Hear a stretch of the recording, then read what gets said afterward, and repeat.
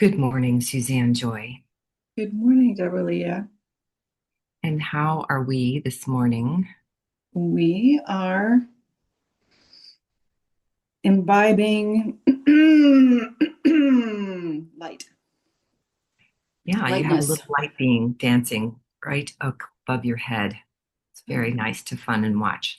Um, we are here to tune in, and we invite um, you to listen in as we play in the world of spirituality and what's and here down here on earth in our embodied selves as light beings and way showers. I have a question for you.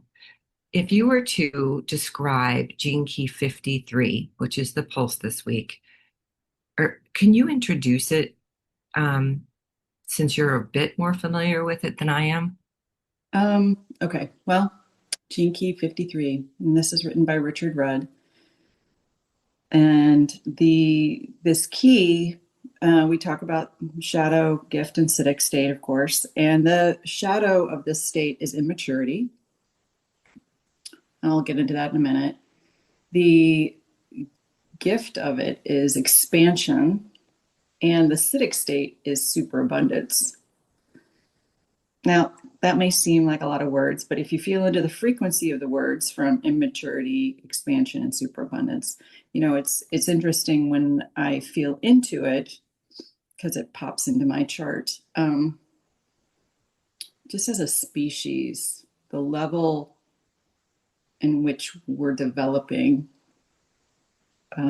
spiritually, mentally, physically, emotionally, there can be that friction of immaturity when we haven't developed in different areas of our life. Yeah. But certainly, as awareness grows, you can't force maturity. It comes in its own waves from your own life, from your own perspective, And from divine timing, and right? divine timing. Exactly. But as it is, the gift of it is the expansion of who you are, who I am, how we are as a species, and all the different facets of who we're here to become. And knowing that it's fully ever, just much like omniscience or anything else, it's that ever growing possibility. That's where the superabundance kind of flies in, and it's magnificent, and it's probably most of the time beyond our human capacity to really understand it, Yeah.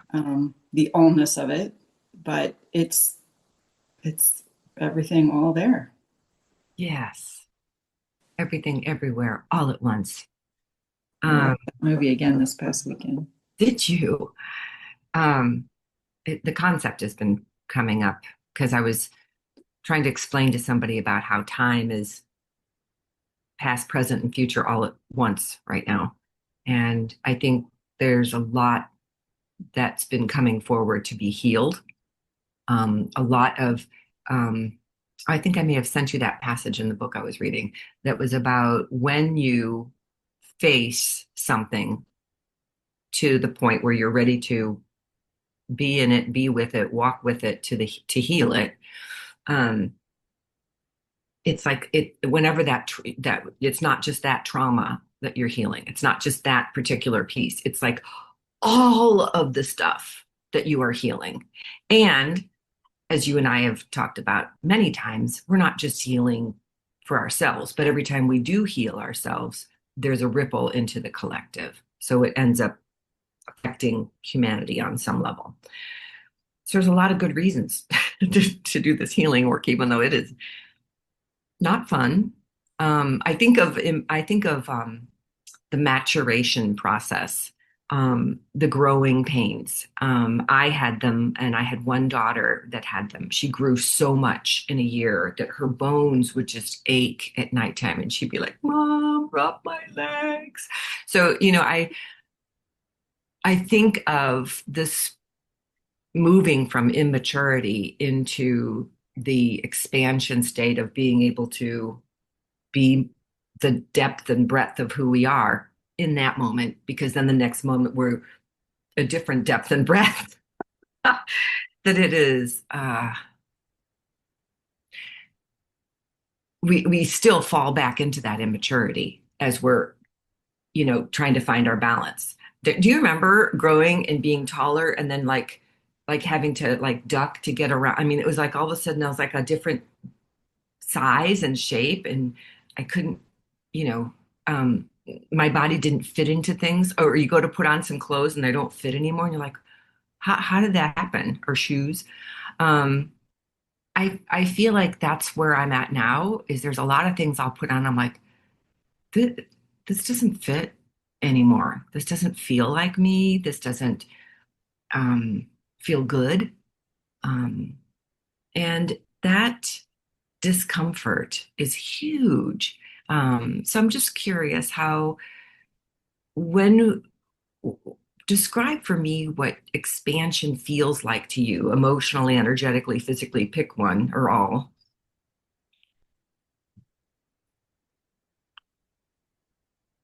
Well, I will say, and we've talked about this quite extensively, probably in the past 6 months.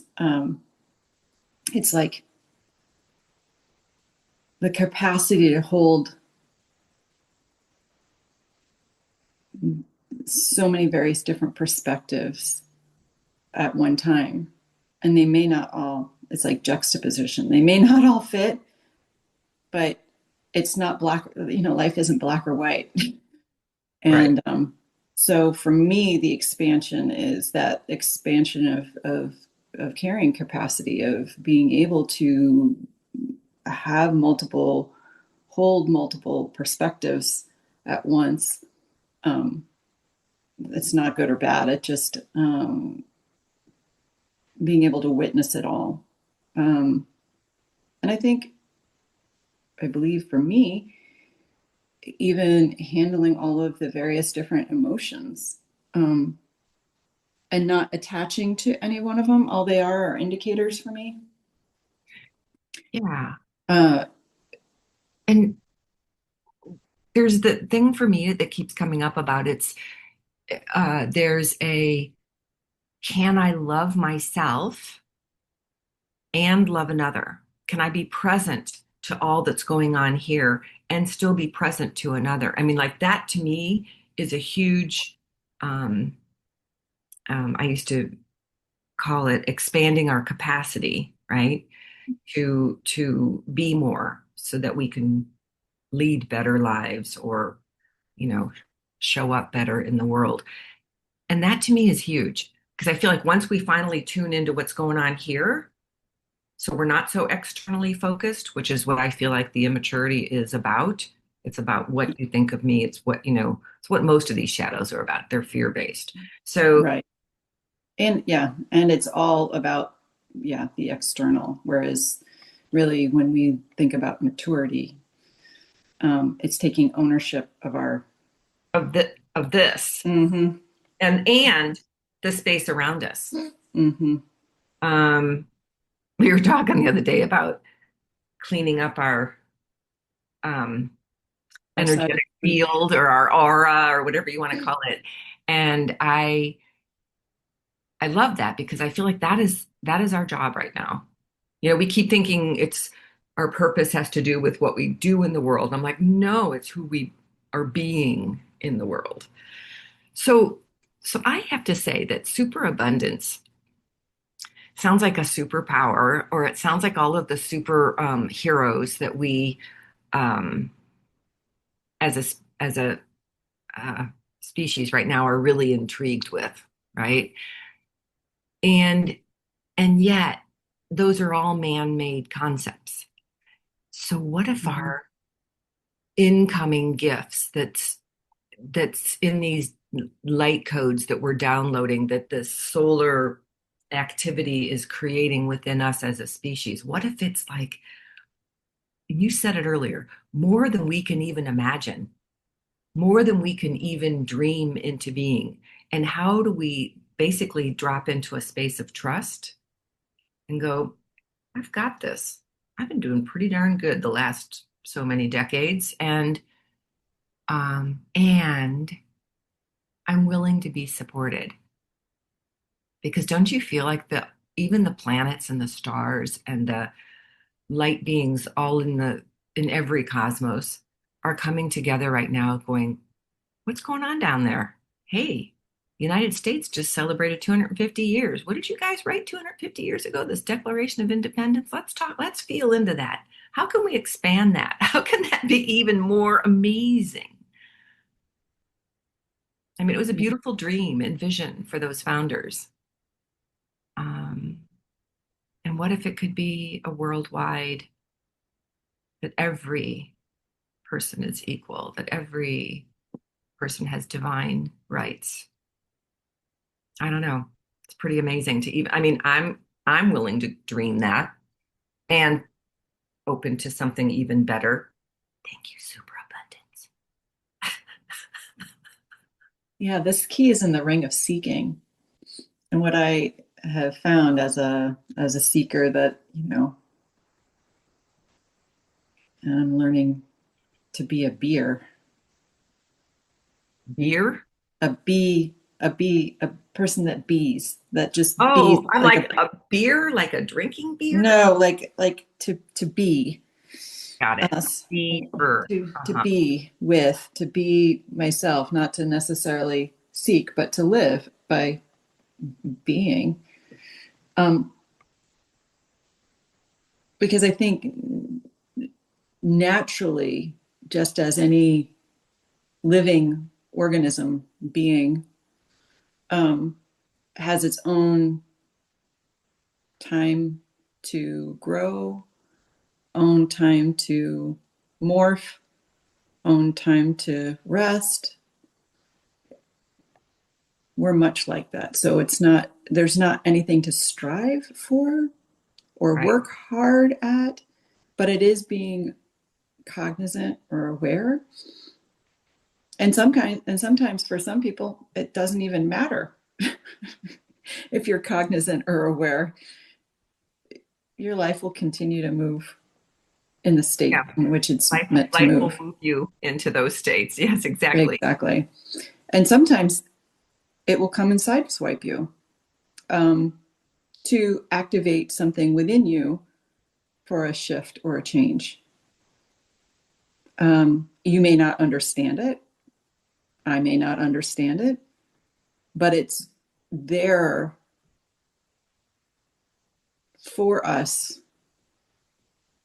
to experience in this life, Yeah. and then to wise up and own what it is that we wish to create. So again, it comes back to yourself, or myself, to be cognizant of, okay, what are my thoughts and my feelings, and what is my inspired action, my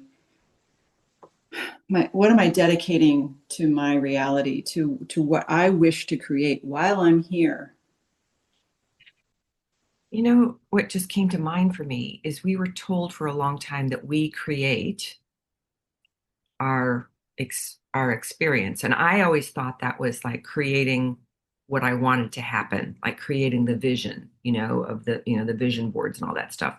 Whereas we really don't have a lot of say on that. But what we do have is we get to create our experience in the moment. We get to create how we respond or react. Right. Reacting is more of a fear-based way of showing up, or an immature, if we want to use the Gene Key terminology. And um, and then it's kind of like I'm going on a float trip. I have no idea where this river's taken me, but you know what?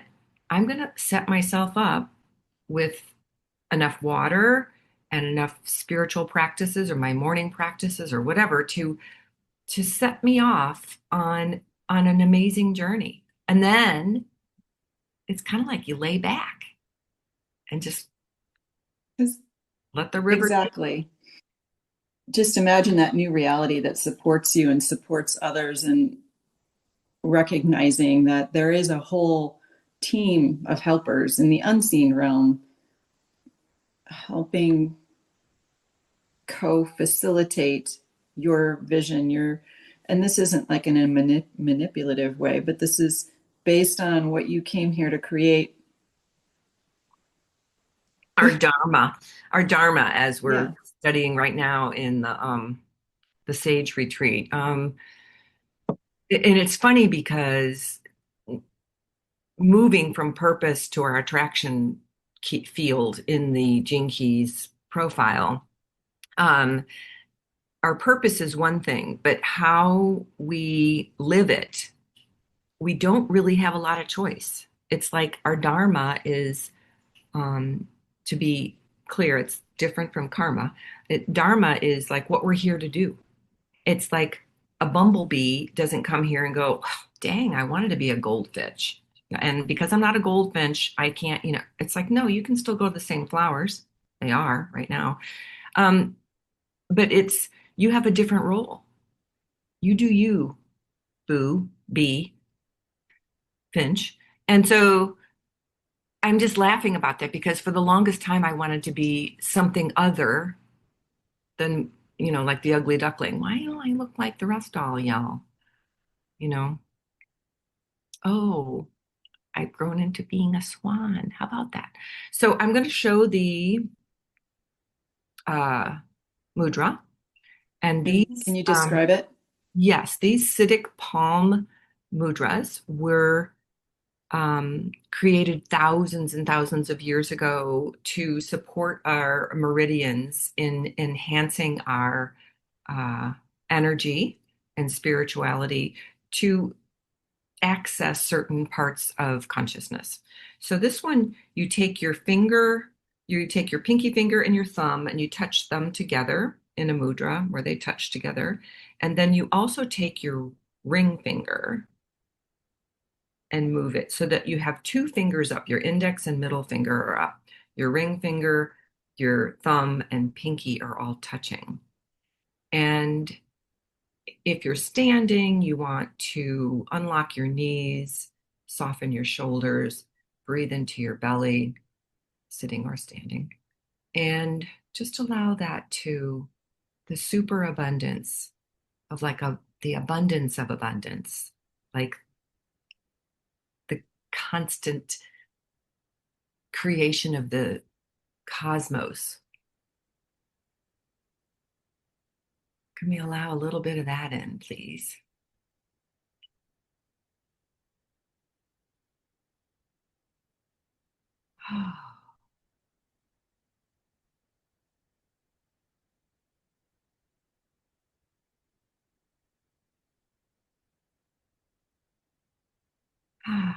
Thank you for that. Thank you for being here. Let's play. Let's play in imagination land and see, if we can even touch into some of that Yeah. state. Till next time. Much love.